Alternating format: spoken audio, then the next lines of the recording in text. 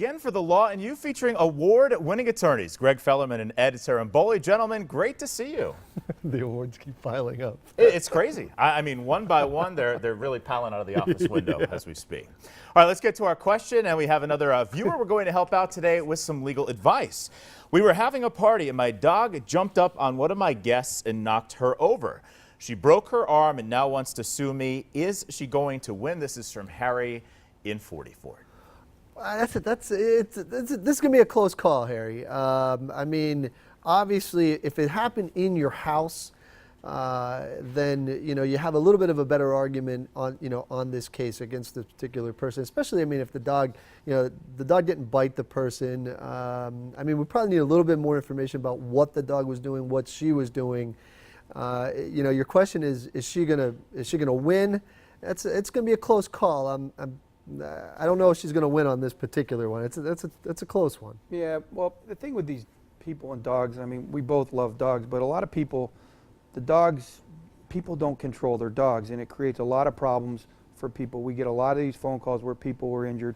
We represented a lady one time who got mauled by a dog in her family's home.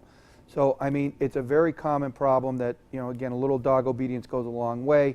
And again, hopefully everyone's insured. If you own a dog, make sure your dogs are covered under your homeowner's policy just to protect yourself, because they're animals.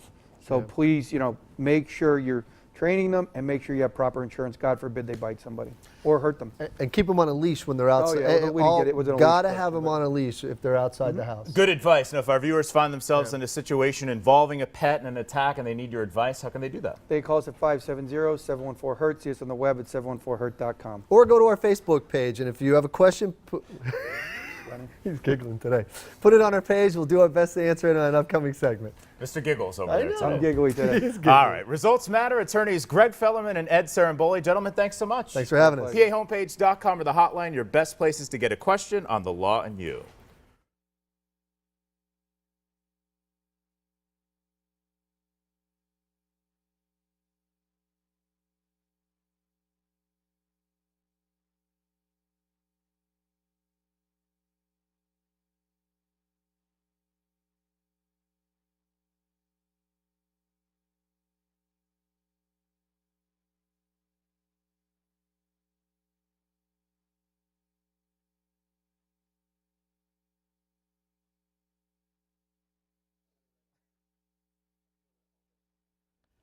We've got a question today involving an IEP. Joining us once again for the Law and You, attorneys Greg Fellerman and Ed Saramboli. Gentlemen, thanks for being here. He's a Renaissance man. He is. I've seen some of Greg's photography. I mean, he does it all, but his photos, top notch. He's like Ansel Adams. Absolutely. All right, let's get to this question and help out another viewer here. And this question involves an IEP from Nancy in Dallas. My son has an IEP at school. All of his teachers, except for one, are complying with it. What do we need to do to make sure that they all comply? What can Nancy in Dallas do here? Well, first of all, for all the viewers out there, an IEP is an individualized education program, and basically when your son or daughter is having learning disabilities and learning challenges, that's what an IEP is in place for.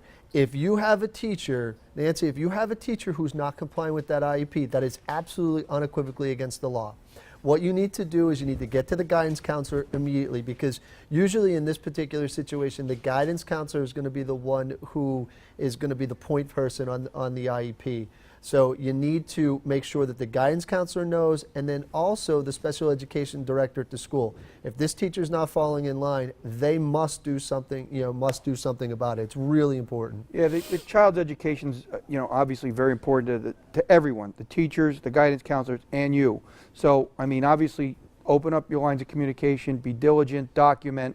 And then, there's, Ed knows a lot about that stuff, to be honest with you. He's dealt quite a bit with it. But there are some lawyers that do specialize in. If you need to, if you're unable to get any results from the school district, then you have to pick up the phone and call a lawyer. Yeah.